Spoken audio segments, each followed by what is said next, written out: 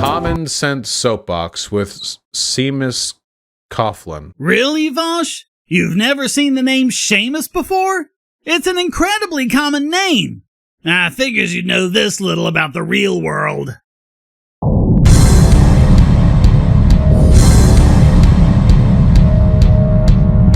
First of all, interesting that they would have this one line for medical expenses and wouldn't distinguish between government spending for Medicare and Medicaid versus private spending. Why should they? Because you're trying to hide the failures of your wonderful socialism? At any rate, this chart is not about who spends what. If you'd bothered to read the chart, and if you knew the first thing about economics, you'd see that this is a normalized price index. In other words, it's about what medical procedures cost. In a debate as to how expensive healthcare is, this is what you want to look at. Additionally, this red line could also be used to describe the average life expectancy of elderly and poor people. No, that's been going up steadily and did not get a boost when Medicaid was passed. Prior to the implementation of Medicare and Medicaid, poor people and old people died a lot because they had essentially no guarantees for medical protection. Citation needed. And explain why it doesn't show up in life expectancy statistics. Medicare and Medicaid were signed into law, and also at the same time that we began requiring doctors to go through all sorts of expensive licensing procedures beyond medical school. What expensive licensing procedures? Really? Are you saying it isn't expensive to become a licensed medical practitioner? Now maybe you do need to leave your echo chamber once in a while and talk to people in the real world. Also, do you have any evidence that licensing procedures could meaningfully contribute to the trillions of dollars that we have spent on healthcare? Yes, and how could it not? Licensing basically exists to reduce the supply of doctors.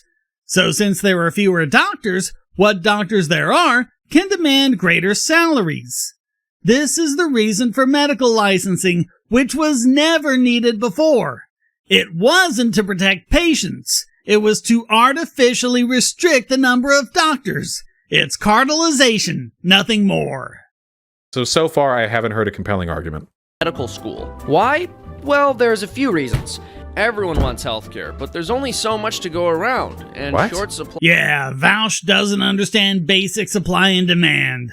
Big shocker, I know. Wait. Suggesting the reason why healthcare costs have increased is because of the supply-demand curve? That's a contributing factor, but that is by no means, like, the thrust of the issue here. That's exactly the issue, Vaush! If you limit supply, if you push the supply curve to the left, then prices go up as quantity goes down. If you want prices to go down and quantity to go up, you need to do the opposite. You need more supply, not less. This means getting rid of things like bogus licensing laws, pharmaceutical cartelization caused by the FDA, statement of need regulations, insurance requirements and restrictions, and so on. You also need to put the decisions back into the hands of patients. Patients should also be consumers, and in the free market, consumers are king. Let the people who actually need the service make the decisions, not some sociopathic, narcissistic politician or bureaucrat. There are parts of America where, like, hospitals are empty most of the time, and the medical care is still really expensive over there. Oh, for the love of Mike, do you not understand the term misallocation of resources? Some resources are unused because there isn't enough of other resources that people need. Perfect example. In NHS trusts in the UK, it's pretty much a universal problem that there isn't enough bed space in recovery wards. That means that patients are lined up waiting for the surgery they need, operating theaters are empty, and surgeons are sitting around twiddling their thumbs because they're waiting for bed space to open up. That is the classic misallocation of resources that occurs when you leave things to government. But then some supercilious know-nothing like you comes along and goes, "Ooh, there's rooms not being used. That means there's plenty of supply." idiot. This is not a supply-demand issue. It is only a supply-demand issue. If it was a supply-demand issue, by the way, then you guys would be able to go into the hospital at 3 a.m. and get a lower cost for your medical procedure. No, not when those prices are regulated by government. Instead, it's ubiquitously high, regardless of time, regardless of area, regardless of population. Yes, because of government restrictions. And besides, what would time have to do with it? A frozen pizza at Walmart costs exactly the same, regardless of whether or not you buy it at 3 a.m. or 2 in the afternoon. Did you think about this at all? Entrepreneurs try to profit by finding more affordable ways to provide these goods and services. The more people become involved in providing these services, the less scarce they become, and the lower the prices drop, so that over time, more and more people can afford them. Okay, so this is just a fundamental misunderstanding. I hate to say it, folks. This is capitalist propaganda. This is basic economics. The idea that more and more competition universally drives down prices is just not the case. So how do you explain the fact that it has? And restricting competition, like government does with healthcare, drives up prices. This is like a third grader's understanding of how economics works. Which puts it way above your level.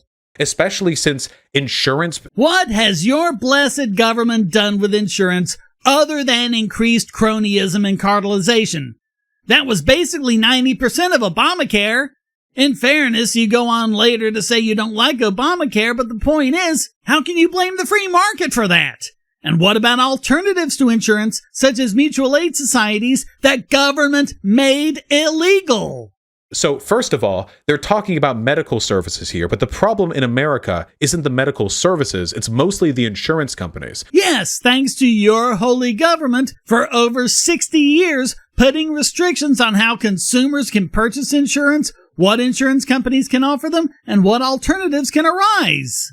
If we're talking about medical services, then why is it that we see so much uniform expense being thrown around, regardless of what part of the country we're in? Because, again, your sainted government regulates it. Regardless of how many hospitals there are available. I probably live within like a half mile of a dozen hospitals. Like, it doesn't seem to be having that much of an effect on the cost of services. Oh yeah? Try opening a new hospital and see how far you get. When you can't get enough hospitals, then you're gonna have more people chasing a limited amount of goods and services. What can that do but raise the price? Additionally, insurance companies don't work like this because insurance companies don't provide a product. They provide a service, but the service they provide tends to be tied to employment. And whose fault is that? Government again! Which means that, oh god, this gets so complicated. It really isn't, Vaush. It's just above your intellectual level. I made a video about this long ago, before Obamacare, called How to Fix Healthcare Without Spending a Dime. I covered how just a couple of tweaks to the existing healthcare system would decouple insurance from employment while leaving no one behind. In fact, it would have provided enough additional insurance for every uninsured person. This is what happened to televisions, microwaves, computers, cell phones, internet service, delivery services, food, shipping, transportation, air travel, entertainment, home security, fitness, yoga, massages, veterinarian service. Wait, this isn't true! This is absolutely true, you moron! This is what's called a gish gallop, my friends. This is not a gish gallop, liar! It's a bunch of examples of the effect in action. Guys, televisions didn't get less expensive because more companies started making televisions and they all dropped their television prices. They got less expensive because engineers found cheaper ways to produce them. Who paid the engineers to do this? And why? Do you think this would have happened anywhere near to this same scale with a monopoly? What incentive would a monopoly have to put all of this R&D money into it? But since there's competition, there was the incentive for various different companies to figure out how to make them cheaper and better than the competition. New technology. Generally speaking, new tech becomes less expensive when A, more technology is invented to make its production cheaper, and B, the tools necessary to produce that technology become more ubiquitous. How does the new technology get invented? How do the tools become more ubiquitous? This is like if someone said the cars run on gasoline, you came back with, no, they run on combustion in the piston cylinders. nitwit. One of the reasons why televisions are so ubiquitous and commonplace is because basically it's very easy to find a factory that can manufacture the electronic parts necessary to produce it. Why is it easy to find such a factory? Why would someone put in the time, effort, and money into having a factory built as opposed to anything else they could use that time, effort, and money for? And you accuse us of being simplistic. Back when televisions were first invented, that was not the case. It was probably just a couple of specialty factories. Okay, so you acknowledge this, but you don't see the glaring error you just made? Internet service in America is incredibly expensive with incredibly poor outcomes because it's a monopolized service. And who monopolized it, Vaush? At any rate, there's a lot more to internet services than just ISPs. Mail services, most mail service in America is done by the post office, which is the government. Monopolized. But once upon a time, Lysander Spooner didn't have much trouble setting up a competing post office, the American Letter Mail Company, and just that amount of competition took postal rates from 25 cents down to just 5 cents. And that was what just one competitor was able to do. Most of the reason why food prices went down is because GMO. Why did they put money in developing GMOs? Are you noticing the pattern here? Yeah, I'll just skip the rest of these because it's basically the same moronic point for each of them.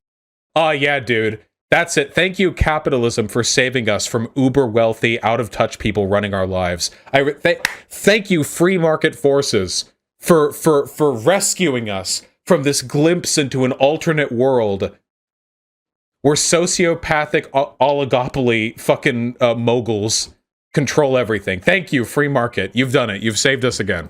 The sad part is, he's trying to be sarcastic, but he finally said something right, at least in the areas where his holy government hasn't engaged in cronyism to benefit favored corporations over free market competitors, which I'll grant you isn't many places, but the areas where they've done it the least, such as computers and technology companies, we've seen the biggest gains, whereas the most regulated industries, banking, healthcare, and energy, we see the opposite.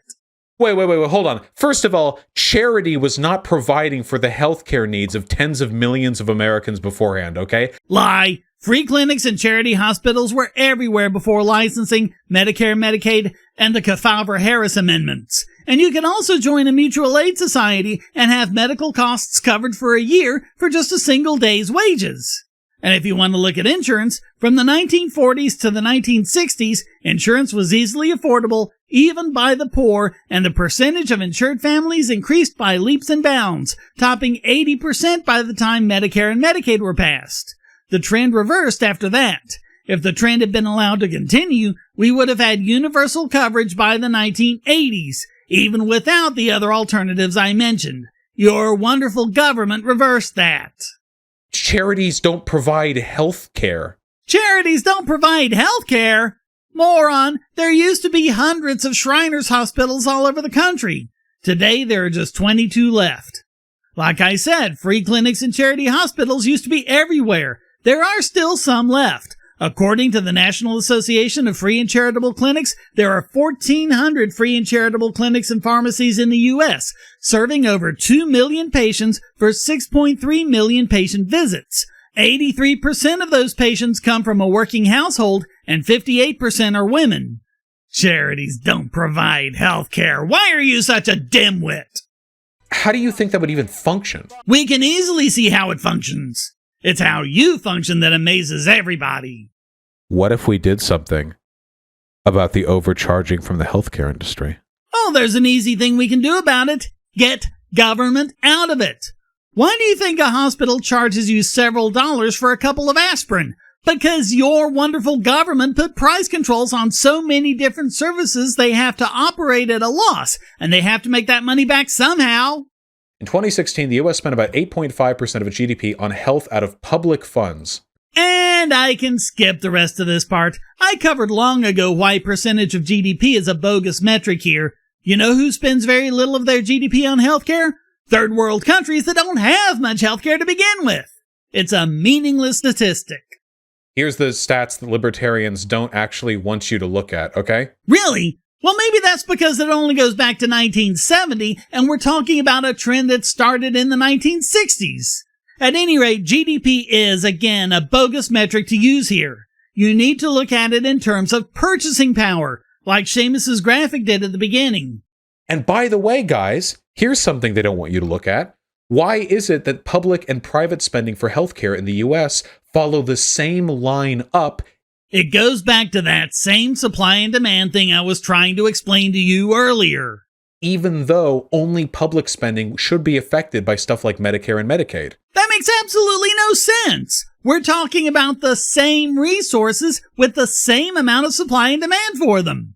I thought the narrative was that the only reason this shit was getting more expensive was because of government expenses increasing. It's because of government meddling. Seamus mentioned a lot of things other than just government spending. You even responded to that. So why are you playing dumb? At any rate, it should be obvious how if you have a major player in the market who doesn't have an incentive to economize, that creates an artificial increase in demand, which increases the price. But non-government expenses seem to be increasing at the same rate. It's almost as though there's an underlying problem with the way our healthcare and health insurance pricing works. Yes, and it's called government regulation. And on top of that, comparable countries, in spite of spending the same amount as us for public spending and far less than us for private spending, get better healthcare outcomes per capita. This is absolutely untrue, as I showed in my video, How to Argue for Universal Healthcare. What these figures don't show you is things like rationing, people being put on huge waiting lists and having to win lotteries and so on. Even the outright denial of vital procedures, forcing patients to go to somewhere like the US or Jordan to get them. Just as one example of why costs are so high, according to a 2008 study from McKinsey & Company, physician salaries in the US are twice as much as their OECD peers. And by the way, despite your bleating about poorer healthcare outcomes, that same study found that Americans are healthier than those in OECD peers. Now, a real advocate for capitalism, somebody who read like Adam Smith, for example, would know one of the big reasons why healthcare turned out this way is because there is no inherent, price elasticity when it comes to pricing out healthcare. Well, that was shown to be a steaming pile of crap long ago. Healthcare prices were perfectly elastic throughout much of the 20th century. Prices in healthcare and elsewhere in the market only become inelastic when government gets involved. The point is, when it comes to stuff that is essential, food is essential. Food prices are perfectly elastic. The market economy just doesn't function with stuff like that. A 2008 study I've linked to below shows that healthcare and prices have a perfectly elastic relationship. In fact, the paper said it was, quote, stable at negative 2.3 across the 65 to 95 quantiles of the expenditure distribution. If you don't know what that means, don't worry about it. Basically, prices are not only responsive, but fairly consistent across the board. The fact yet remains they could all charge $1,000 for the most minor procedures and you fuckers would still have to do it. Not if hospitals were allowed to compete properly. Then people would switch hospitals to the one that was cheaper, forcing the other one to lower prices as well. Come on, Vaush, this is basic economics here. It's not even basic economics. How do you function? How do you so much as manage a basic household budget without understanding that? Not only that, but in 1965, the government also took over the training of new doctors. And in 1997, they limited the number of new doctors they would train at 110,000 per year. I don't know any of this, but I have never heard that healthcare prices have risen because there aren't enough doctors. I know you haven't heard it because you're a pathetic ignoramus who hasn't even done 10 minutes of research on it. All the sources linked below will help enormously. But I'm sure Obamacare will. Won't that solve the problem? Don't straw man me, motherfucker. No lefty thought Obamacare would fix a goddamn thing. I don't even know what to say to that. I mean, I'm glad you saw through Obamacare, but look at how much, to this day, we are still inundated with people on the left glorifying Obamacare and screeching that the Republicans are gonna repeal it. It's not a straw man if we hear it from the left all over the place. This video does not succeed in its attempt to argue for fucking laissez-faire healthcare capitalism, which would devastate this country. Well, we have the arguments and the sources on our side, and all you've done is make bald assertions that fly in the face of basic economics and even observed fact. And the attempts to implement those policies have so far been the reason why America's healthcare system is the laughingstock of every other comparable country. What attempts to implement laissez-faire healthcare capitalism? Can you point to even one? The only people who get healthcare proportional to the money they invest in it are the ultra-wealthy. They get access to the absolute best top-of-the-line stuff. And they are the ones who pay people like this dipshit to make propaganda to try to convince people. Ah, so he's a shill for the ultra-wealthy. I wondered how long it would take him to resort to that pathetic gambit. In reality, this video was made under the auspices of the Foundation for Economic Education, which Vaush could certainly use quite a bit of. Oh well, at least he didn't mention the Koch brothers. They pay out and make fucking astroturfed YouTube accounts like Foundation for Economic Education. It's not a YouTube account, Vaush. I mean, they have a YouTube account, but it's an actual foundation. It was founded in 1946, some 60 years before YouTube. In fact, it's the oldest economics think tank in the United States. And its founders include people like Leonard Read, author of seminal economics essay I Pencil, Henry Hazlitt, author of Economics in One Lesson, and labor economist Leo Woolman, who served on FDR's National Recovery Administration and was chair of their labor advisory board and served on it until its dissolution. So, after all that, why don't you tell us what you are, Vaush? Dumb shit. Indeed you are, Vaush. Indeed you are. Hey, thanks for watching. Please hit like and subscribe and keep these videos coming by donating, becoming a subscriber and getting special benefits, or even for free with airtime. And check out all the great content here, like this video selected just for you.